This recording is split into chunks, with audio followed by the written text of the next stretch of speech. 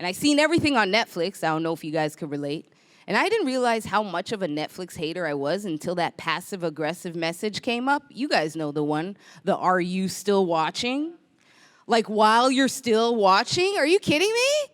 I got so mad, and I thought to myself, you know what, Netflix? You have enough money to change that message to be a little more motivating. Like, instead of "Are you still watching?" how about, "Why don't you get up and have a shower, you dirty little heifer? It's 5 p.m., eh? It's Netflix. We're not going anywhere." I mean, I'd get up and do shit. You guys, I'm just trying to get to the point where I avoid getting a bald spot. You know, like how newborn babies do from lying around doing nothing all day? I'm like, oh my God, guy, oh my God. It's crazy, man.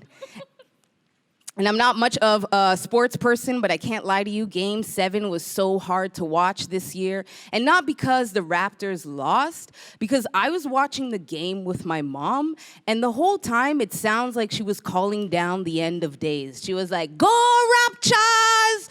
Come down, Raptors! We're ready for the Raptors!" I'm like, Mom, seriously? I believe we're in stage 2 of Revelations. There's no need for you to be calling down no Raptors. Here we are. I have 3 kids, so I've been homeschooling from March until June. What a nightmare. Homeschooling was a nightmare. The first day of homeschooling, there was a complaint that the teacher was hungover. And yeah, I was. I'm trying to get through a pandemic. I'm coping any way I can, okay? And then the Minister for Education asked all of the parents in Ontario to vote if we wanted to send our children back to school in September. The Minister of Education, who has no children, asked everyone who has children in Ontario, do you want to send your kids, the kids that have been with you since March, do you want to send those kids back to school in September? Is he joking? I emailed him. I said, are the schools going to be open? Yeah, my kids will be the first ones back at the school, okay? That's how that's going. They were the first ones there. I just slowed the car down, shoved them out. They've been fine. They have their masks and hand sanitizer. We're doing well. I know there's a lot of people out there that are mad at Justin Trudeau and he's doing a horrible job in this pandemic. And you people are short-sighted. You guys are short-sighted. I don't think people realize the visionary that Justin Trudeau is. Let's think about it from this perspective. I know you guys got your own reasons for thinking he's doing a horrible job, but if Justin Trudeau did not legalize weed last November before this pandemic hit, if you think you're stressed out now, try having to buy weed in a pandemic illegally. Come on, man. And think about it. And he gives us free money. So you take that government money, go buy government weed. It goes back to the government to go back to your CERB checks. I'm voting Liberal next time. I don't care how much blackface he does. My only suggestion is just get the right complexion, bro. No Indian person is that dark. Come on. He's Indian, not Sri Lankan. That's all I'm saying. So, too soon? Too soon?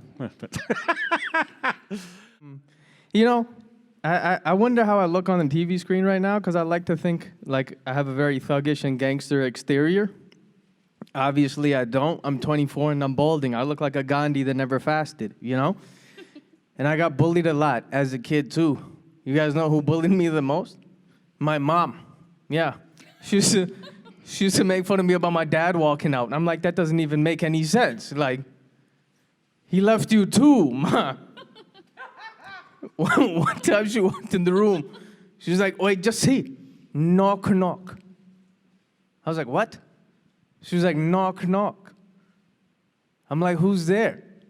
She's like, not your dad. And then she runs away. I'm like, this. She would be so proud right now. I was actually telling her about the show. I'm like, Ma, you should tune in live, right? I'm going to be performing live comedy. And she's like, oh, my God, you're going to be on TV? I'm like, no, I'm like on Vimeo. And then all this disappointment just rushed back to her face. She's like, you're not my son. Okay. Thank you, Ma. Love you, too. So, you know what? Lots of corporations are taking advantage of this pandemic. And of course, insurance companies, right, you know, they're right at the top. There's this campaign going on right now on The Gardener for Mosaic Insurance. I don't know if you've seen it, but there's this one, they have this one billboard that says, fires, floods, pandemics, and locusts. And it's only October. protect yourself against 2020. And I'm like, what's an insurance policy gonna do to a group of locusts? You know what I mean? What do you, like they're swarming around you and you pull out your paper and you're like, hey, check yourself, because I protected myself. You know what I mean? Take it easy. And then then they have another billboard that says, hopefully the year will end before you do. Do you believe the nerve of this? And I'm like, I want to write a billboard for this company that says, I hope there will be a revolution so apocalyptic that there will be nothing left to insure. You know what I mean? Get out of here. Insurance. Come on, you know? Anyways.